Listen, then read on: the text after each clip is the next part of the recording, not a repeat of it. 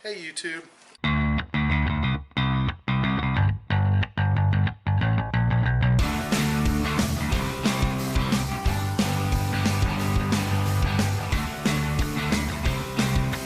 We're ready. Music over this. How many foot-pounds is that preload on there, Travis? About 2 clicks. The polar we already broke.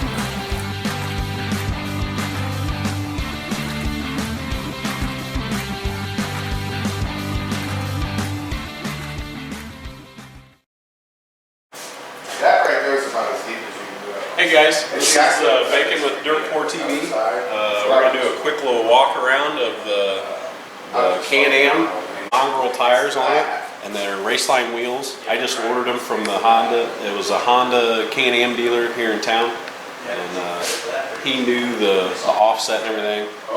I'm not for sure what they are, like maybe a 4.3 or something like that. It's a 32 inch by 10 inch wide by 14 inch, and then I went through and jacked all the shocks up. Well, when I jacked the shocks up, it kind of narrowed it up a little bit, so I put 1 inch wheel spacers on it. Bolted all them up good. That worked out really well. The stance, it's a little bit rough riding, but the XMR is that's kind of a rough machine anyway. It's made for the mud. Everything's stiff on it. After I done that, I took the front sway bar off and just eliminated it.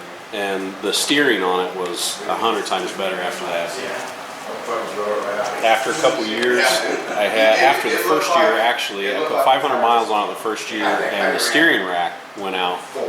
It got real sloppy, so I sent that off to Super Dave's out in Pennsylvania, and they rebuilt the steering rack.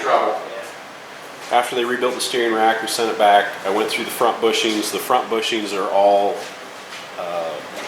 X3 upgrade kit for the Maverick, which is the bolts are a bigger diameter, the torque range is a lot higher, the bushings are made out of different material. I haven't had a bit of problems with it since then.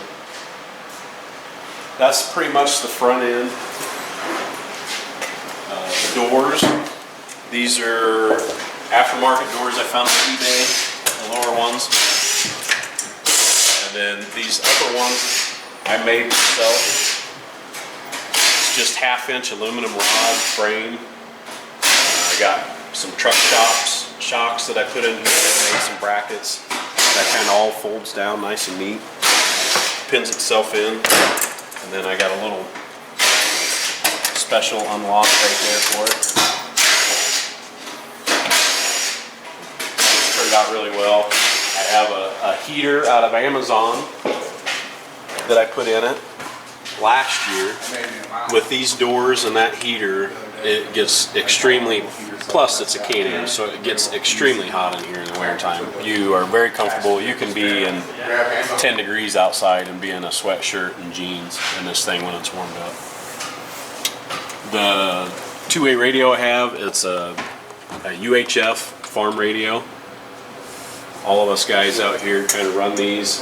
It's nice to hang out and be able to talk to each other and be quite a ways away.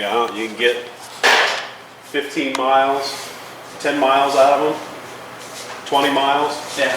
20 miles out of them. You can get a 20-mile range.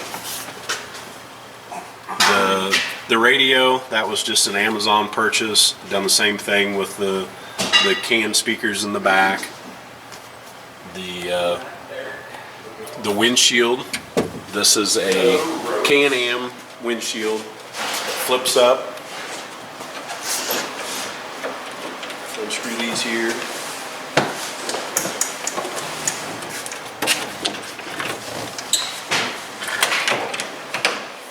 Click up there.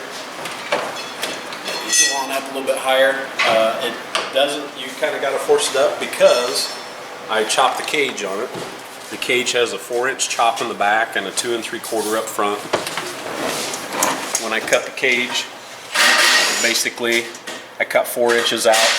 You cut it right here and right there, and then measure up 4 inches, cut that out, and then I put my other cut up here where these are, so you really can't see it, which it turned out pretty decent anyway. It's sleeved on the inside. There's an intrusion bar across the front. And then I put a harness bar in the back. These harnesses I just got off of Amazon, or no, these were off of eBay. These are, I forget what brand these are. Pro Armor. The Pro Armor. They're just the 2-inch. They're not the great big ones. The great big ones I felt were going to be too much in there. The roof, that's a homemade roof. I had DFab, which is a nice fabrication company that we know over here. They, I cut it down to size, and then he took his metal brake and bent it how I need it, and it turned out slick. Follows the roof line all the way around, follows the cage line all the way around. I had to add these in, TIG welded those up nice and neat. Lighted whips in the back.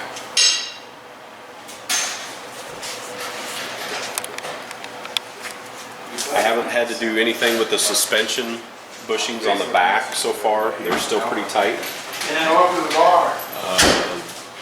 We were just getting ready to go over some Cooler, it's a Grizzly cooler. Nothing big there. Not much room in the back. You got room for 2 small toolboxes. I just got normal tools that you need. Socket set. In order to change the belt on these, it's kind of a process, so make sure you got all your sockets and your extensions and everything else. I carry all that, a spare belt in the other box. I have a 2-piece skid plate that I made out of 3/16 aluminum plate.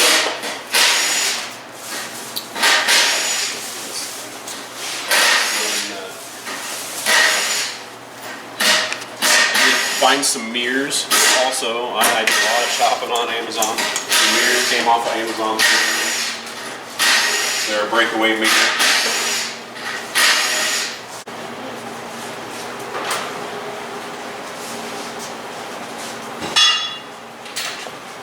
Oh, these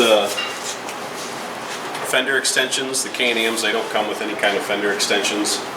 This is non-existent on new ones.